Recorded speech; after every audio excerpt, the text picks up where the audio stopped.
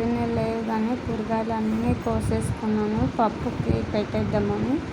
పెట్టేసి కొంచెం పప్పుకి అన్నీ వేసేస్తున్నాను ఫ్రెండ్స్. ఈరోజు అయితే కొంచెం లేట్ అయింది, స్టవ్ అంతా క్లీన్ చేసుకున్నాను. పాలన్నీ పొంగిపోయాయి, అందుకే మళ్ళీ స్టవ్ అంతా క్లీన్ చేసుకొని వేసేసి ఇక్కడ టైం అయిపోతుందని పప్పుకు బిరిబిరి కోసేసాను. అందుకే చూపించలేదు తరగడము.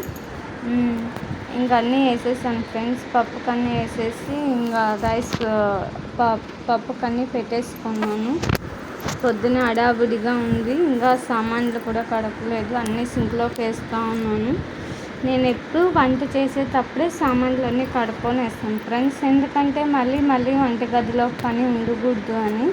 మీరు కూడా అలాగే చేసుకుంటే కామెంట్స్ చేయండి ఫ్రెండ్స్.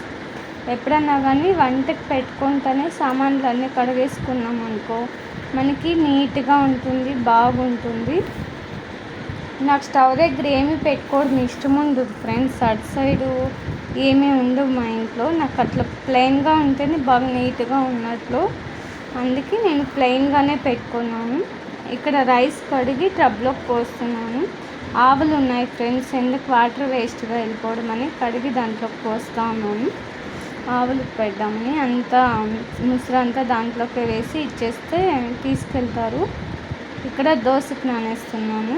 దోశకి రేపు పొద్దున్న టిఫిన్కి దోశకి నానేసేసి పనంతా అయిపోతుంది. సామాన్లు ఒక్కటి కడిగేసుకుంటే ఇంకా అందుకే బిరిబిరి అక్కడ అటుకులు వేస్తున్నాను ఫ్రెండ్స్. అన్నీ చేసేసుకొని వేస్తున్నాను. వంట చేసుకుంటూనే నేను అన్ని పనులు చేసుకొని వేసేస్తాను.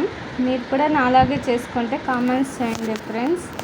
ఇక్కడ దోశకి నానేస్తున్నాను రేపు పొద్దున్నే టిఫిన్కి. బాగా కడిగాను ఫ్రెండ్స్. అవి మేము నూకులు వేస్తాం ఫ్రెండ్స్, బియ్యంలో చిన్న నూకు ఉంటుంది కదా, అది వేసుకుంటాం దోశకి, బాగా వస్తాయి నాకైతే.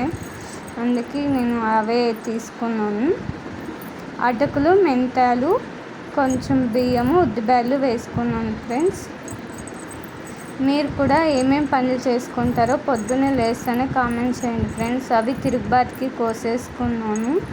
పప్పు అన్నం అయిపోగానే పాయసానికి రెడీ చేసుకున్నాను, పాయసం చేసుకుందామని.